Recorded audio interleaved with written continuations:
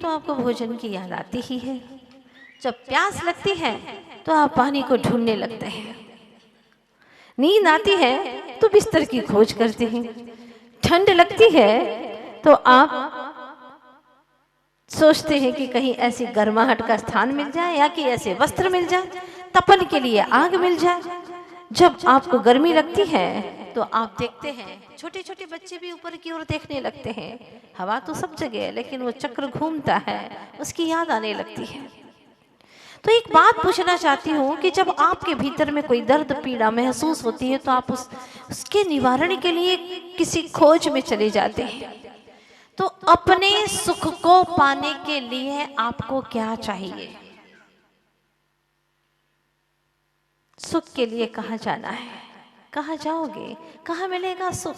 अनंत अनंत काल व्यतीत हो गया। सुख पाने के लिए हर बार जन्म जन्म जन्म मरण करते रहे।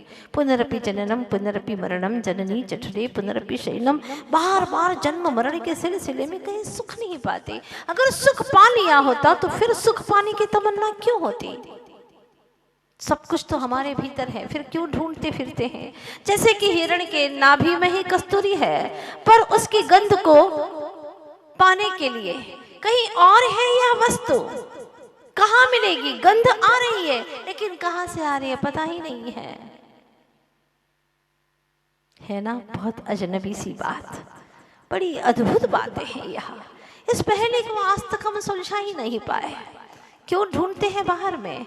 औरों के पास भी क्यों ढूंढते हैं? बड़ा विश्वास होता है कोई कह दे कि वहां तुम सुखी हो जाओगे, उस टेकरी पर चले जाओ, वहां चले जाओ, वो व्यक्ति के पास में चले जाओ, सुखी हो जाओगे। तुम भागते हैं, बेहद आशा, दौड़ते रहते हैं।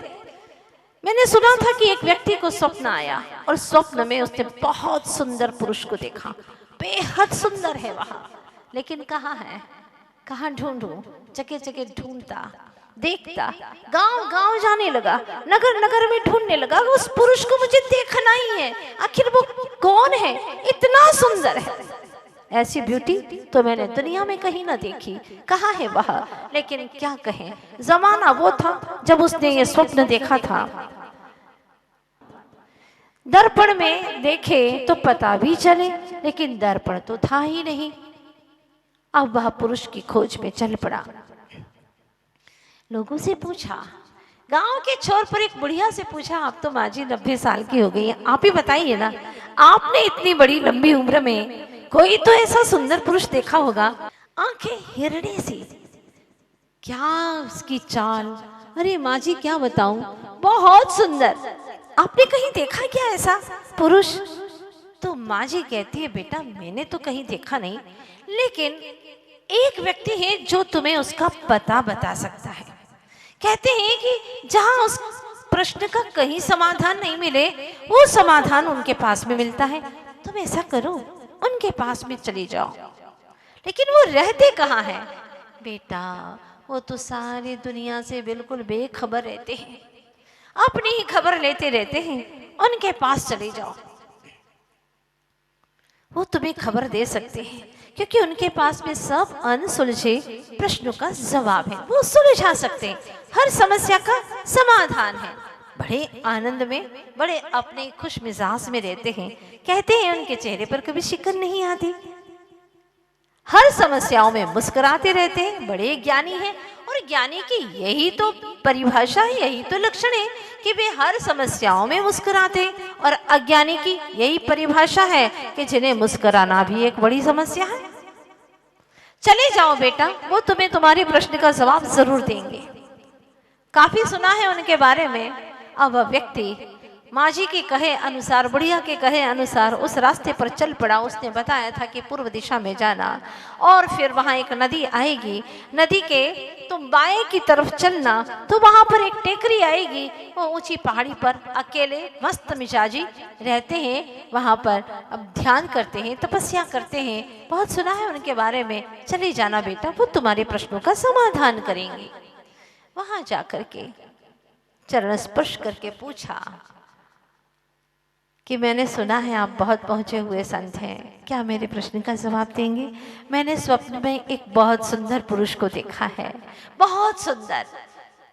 संत ने देखा, हाँ तुमने देखा है? हाँ मैंने देखा है। क्या आप उसका पता बताएंगे? संत समझ गए रहस्य की बात, भीतरी रहस्य की बात है। और आध्यात्मिक संतों को ज्यादा देर नहीं लगती, भले ही दुनिया की नजरों में वो बड़े ही ऐसे लगते हैं कि कुछ जानते ही ना हो। कहते हैं ना, जगतड़ा कहे छे कि भगतड़ा गेल्या छे, जगतड़ा कहे छे कि भगतड़ा गेल्या छे ने भगतड़ा कहे छे कि जगतड़ा गेल्या छे। जगत के लोगों को लगता है कि ये भक्त लोग तो पागल ही हैं, क्या जिंदगी बना करके रखी है, क्या मिलता है उन्हें? उन्हें वो मिलता है जो सारी दुनिया को मिलकर के भी नहीं मिलता। वे वो पा लेते हैं, वो अपने अंतर जगत में जा करके समा करके जो अद्भुत मोती खोज करके लाते हैं, वो दुनिया में ऐसे बेशकीमती रत्नत्र के मोती कहीं नहीं मिलते, क्योंकि वो जान लेते हैं अरस मरूपम गंधम वत्तम चेदना गुणम सद्धम जान अलिंग गहणम। वाह,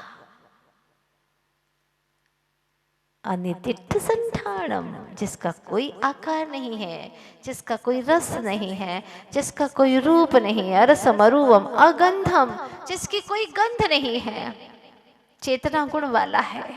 वो कौन है? जिसको पाने के लिए, जिसको समझने के लिए तुमने अनंत अनंत बार जन्म लिया है, ये रूप धारण किए हैं, लेकिन रूप में, रूप को देखने मात्र से स्वरूप की गंध नहीं आती, स्वरूप को जाना नहीं जाता। जानते हुए भी कि मैं रूप स्वरूपी नहीं हूं, फिर भी मूवी देखने जा रहा है, मूवी देखने जा रहा है। क्या देखने जा रहा है? स्वरूप दिखेगा? अरे रूप ही रूप देखेंगे। जानता है कि मैं अगंधी हूं, फिर भी इत्र की सुगंध ले रहा है। क्या सुगंध आएगी? वह तो अगंधी है, अगंध स्वरूपी है, अव्यक्त है, अवत्तम। जब अव्यक्त है तो फोटो क्यों? किसकी फोटो? आप हमें एक फोटो तो ले लेने दीजिए ना। ले लो। कैसे लोगे? कैमरे से लेंगे। लेकिन कैमरे से तो फोटो आएगी ही नहीं, नहीं आ सकती। कैसे नहीं आएगी? हमारा कैमरा तो बहुत अच्छा है, चैनल है ना वो चलती है, और वो वाला कैमरा है बहुत अच्छी आती है, लेने दो ना। ठीक है, लेकिन वैसे भी हमारे सामने तो अनंत कैमरे लगे ही हुए हैं। अनंत? मुझे तो एक भी नहीं दिख रहा, आपको कहाँ से दिखेगा? जब एक कैमरा सामने आता है तो लोग ऐसे बैठ जाते हैं, अच्छे से ऐसे करते हैं, और फिर भैया इधर इधर कर दो, अच्छे से पूजन में द्रव्य चढ़ाएंगे। भगवान की तरफ कोई दृष्टि नहीं है, उसकी तरफ दृष्टि है। जब एक कैमरा सामने होता है तो वह बन ठन करके क्रियाएं करने लग जाता है, और जब अनंत कैमरे सामने है, अनंत ज्ञानी के, अनंत सिद्ध भगवंतों के, वो सब जान रहे कि तू कितनी बेईमानी कर रहा है, तुझे कुछ समझ में आ ही नहीं रहा है। ताली बजा रहा है, सब बजा रहे, तू भी बजा रहा है, पर तुझे भाव ही नहीं समझ में आ रहा है। ताली कहाँ बजाते हैं? जहाँ सुख के क्षण होते हैं, दुख के क्षणों में ताली बजाते हैं क्या? किसी के यहाँ मरण हो गया हो, आप ताली बजाने जाते हैं क्या, कि रोने जाते हैं? बोलो ना। हाँ, ताली बजाने नहीं जाते ना, जहाँ सुखद क्षण होते हैं वहां तालियां बजाने के लिए जाते हैं। पर वाह, क्या मजे की बात है, भगवान के सामने ही ये भी नहीं समझते कि आप क्या कर रहे हैं, क्या गा रहे हैं और तालियां बजा रहे हैं। अनादिकाल से जग में स्वामिन जल से शुचिता को माना, शुद्ध निजातम सम्यक रत्न त्रैनिधि को ना पहचाना। कितनी दुखद घटना है कि आज तक मैंने अपनी निधि को पहचाना ही नहीं, और मात्र जल से ही शुद्धि मान ली। क्या हो गया प्रभु मुझे? और तालियां दे बजा बजा करके, देखा प्रभु क्या मजा आ रहा है, आज तक मैंने जाना ही नहीं। अनादिकाल से जग में स्वामी जल से शुचिता को माना, शुद्ध निजातम सम्यक रत्नत्र निधि को पहचाना ही नहीं। बड़ा मजा आ गया, नहीं पहचाना तो तालियां बजा रहे हैं, भाव भासना नहीं हो रही है। यही कारण है कि हम गाते हैं, गाथा पे गाथा रट लेते हैं। अरस मरुवम गंधम वत्तम चेदना गुणम सद्धम जान अलिंग कहणम जीवमणि दिष्ट संठानम। अनिर्दिष्ट संस्थान है मेरा, आकार रहित हूं मैं। फिर ये क्यों कहती हो कि आजकल तो बहुत दुबला हो गया हूँ, पता नहीं क्यों। जब से कोरोना लगा है शरीर बहुत दुबला हो गया है। कहीं पर कोई बीमारी तो नहीं हो गई है? हाँ, क्या हो गया है? थायराइड तो नहीं हो गया है? ऐसा भी होता है। फिर लोग कहते हैं पतला वाला भी होता है और मोटा करने वाला भी होता है। हाँ, कहीं ऐसा तो नहीं हो गया और कोई रोग तो नहीं घिर गया? गाथा गा रहे हैं कि मैं आकार से रहित हूं। ये मेरा आकार नहीं है, वास्तव में मेरा स्वरूप ही नहीं है। फिर क्या दुबला और क्या मोटा? बहुत मोटे हो रहे हैं तो क्या करोगे? डाइटिंग करेंगे, घी भी नहीं खाएंगे। मत खाओ, डॉक्टर ने कहा, और त्याग भी कर दोगे तो त्यागी नहीं कहलाओगे, ध्यान रखना। क्योंकि तुम्हारे अभिप्राय में रूप है, निज आत्मा का स्वरूप नहीं है। और जब तक आत्म तत्व की ओर दृष्टि नहीं होगी तो चाहे आप कितना भी त्याग करो, चाहे कितना भी कुछ भी मेहनत करो। माता जी हम क्या बताएं, हम तो बिल्कुल चलते हैं। आप तो दिन में 5-10 किलोमीटर ही चलते होंगे, हम दोनों टाइम मिलाकर के 15 किलोमीटर चलते हैं। अच्छा, 15 किलोमीटर चलते हैं, लेकिन क्यों चलते हो? उद्देश्य क्या है? वो क्या है ना, शरीर बहुत मोटा हो रहा है, हार्ट में भी पेन है, तो चलना ही पड़ता है। ठीक है, जो चल रहे हो उसमें अभिप्राय क्या है? मोक्ष मार्ग में, संसार में भी अभिप्राय के अनुसार ही कर्मों का बंध होता है। मंदिर जाते हो? हाँ जाते हैं ना। वो क्या है ना, हम तो 10 बार ही जाते हैं। अच्छा 10 बार? क्योंकि हमारा घर, फिर मंदिर पड़ता है, फिर दुकान पड़ती है, तो हम जाते ही हैं। वो तो मंदिर तो बीच में आता ही है। मंदिर के उद्देश्य से कितनी बार जाते हो ये बताओ? एक बार भी नहीं जाते हैं, टाइम ही नहीं है, फुर्सत ही नहीं है, अभी समय ही नहीं मिल पाता है। तो ठीक है, जिसको मंदिर जाने की फुर्सत नहीं है और नरक उनका बहुत पास है, बहुत निकट है, मान करके चलिएगा, क्योंकि वहां मंदिर मिलना ही नहीं है। इसलिए अभी से बेचारे प्रैक्टिस कर रहे हैं। घर से दुकान जा सकते हैं, बीच में मंदिर पड़ता है, पर मंदिर जाने का भाव नहीं आता। कितना अहंकार है! भगवान से अहंकार करे उसका नाम है अनंतानुबंधी मान कषाय। अनंत संसार में भटकाने वाली देव शास्त्र और गुरु के प्रति भी जहां घमंड आ जाए, समझ लेना वो मान कषाय अनंत अनुबंधी है, अनंत संसार में भटकाने वाली है। क्या सोच रहे हो? नश्वर जीवन में अभी नश्वर सुख पाने की तमन्ना। अपना जीवन तो ऐसा है, आज है कल नहीं है, पर सुविधाएं और मालकियत तो इतनी चाहिए जो परमानेंट रहे। 24 घंटा नश्वर धन दौलत की जो मिटने वाली चीजें, उन्हीं की चर्चा करते चलिएगा। आज दिन भर में सवेरे से आज ही का परीक्षण कीजिए, आज ही का निरीक्षण कीजिए अपने भावों का। दिन भर में तुमने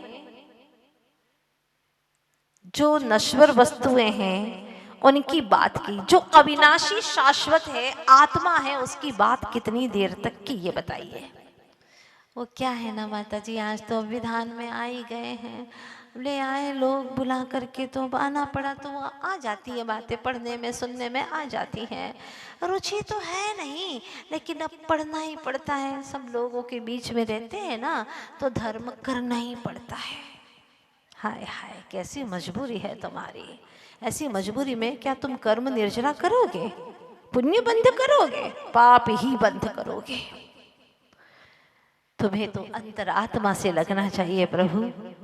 ना राग रहे ना द्वेष, ना मोह रहे ना क्लेश, तेरा बस हो शरणा, तेरा बस हो शरणा।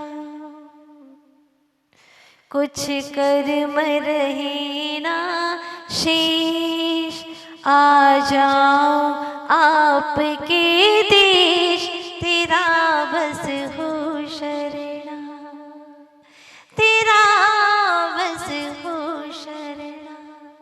प्रभु सवेरे उठते ही आँख खुले तो तुझे देखो, अगर मुख खुले तो तेरी तेरे गुणानुवादन करूं। अगर हाथ जुड़े तो प्रभु बस तुझे ही प्रणाम करता रहूं। एक कदम उठे तो तेरे दर्शन के लिए उठे, मन में विचार आए तो बस तेरे ही बारे में विचार आए। प्रभु तू ही तू, मन में तू, तन में तू, चेतन में तू, मेरे रोम रोम में बस तू ही बसा रहे। मैं असंख्य प्रदेशी एक आत्मा, अनंत अनंत कर्म परमाणुओं को स्थान दे करके अभी तक बहुत दुखी रहा, लेकिन अब मैं पूर्ण रूप से आपको समाहित करना चाहता हूँ। मैं बस आप ही आपको देखना चाहता हूँ। जिसकी भगवान के प्रति लगन लग गई उसको दुनिया में कभी भी कोई परेशानियां नहीं आ सकती। एक बात महत्वपूर्ण कहना चाहती हूँ कि अगर व्यक्ति के पास में धन हो, इसकी तिजोरी में अरबों का धन पड़ा हुआ है, लेकिन ऐसे धनी जीव की रास्ते पर हत्या हो जाए, ऐसे कांड आपने कई सुने होंगे।